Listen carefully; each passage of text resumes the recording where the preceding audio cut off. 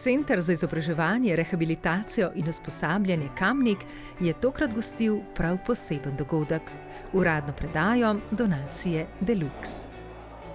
Donacija Deluxe, ki jo že 12. leto podeljuje podjetje Lidl Slovenija, je namenjena otrokom in mladostnikom, ki potrebujejo pomoč in podporo pri zdravljenju ali razvoju.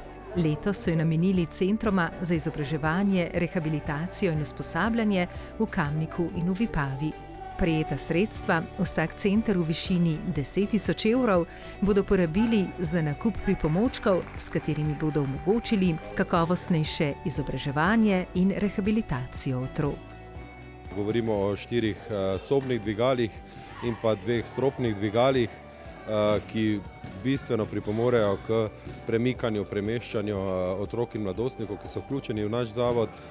Hkrati so nam pa v okviru te akcije zagotovili še številne terapevtske pripomočke, ki jih bodo pri svojem delu uporabljali naši logopedinje, fizioterapevti, delovni terapevti in tako.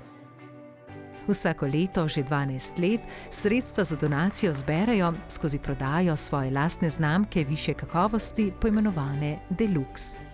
Skušamo kot podjetje res se zahvaliti družbi, v kateri delujemo. Deluxe so naši ekskluzivni izdelki, ki so zelo kakovostni. Želimo predstaviti tudi našim strankam vedno nekaj novega in seveda vedno del od prodaje teh izdelkov doniramo izbrani družbi.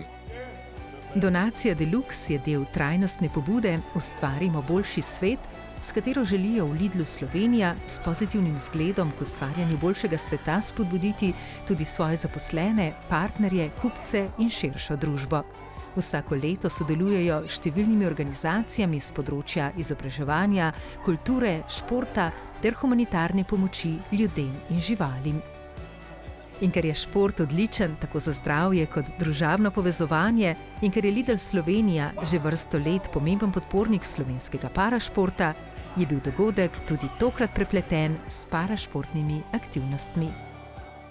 Ja, tukaj so paralimici pokazali košarko. Ti tudi igraš košarko? Ja. In ti je zelo všeč? Ja. Gledaš tudi tiste prave košarkarje? Ja. In za koga najbolj navijaš? Za Luko Dončića. Otroci in mladi iz Cirjusa Kamnik so se preizkušali v curlingu in košarki na vozičkih ter v odbojki sede. Zabavno je pa tudi lažje, recimo tudi pri odbojki sej z balonom, ne pa žogo, ki je lažje z balonom. Jaz vedno pravim, da je šport eno najboljše družabno sredstvo in ne glede na to, na kakšen način si ti aktiven, je mislim, da največja vrednota tistega, da se lahko družiš in da lahko šport na tak način povezuje. Meni so zelo všeč smučarski skoki, ki jih tudi gledam. Drugače pa tudi bi rad treniral kak šport, mogoče plavanje. Pa bom kar 3 športov včasih treniral, plavanje, plezanje, pa tudi smučanje.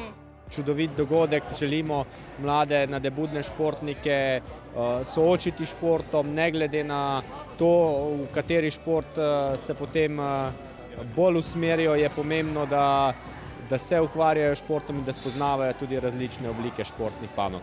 Ljudje si včasih ne znajo predstavljati, ko govorimo o prizadevanjih pa idejah, kaj vse bi želeli svojim otrokom in mladostnikom potruditi, pa tega zaradi finančnih omejitev ne zmoremo.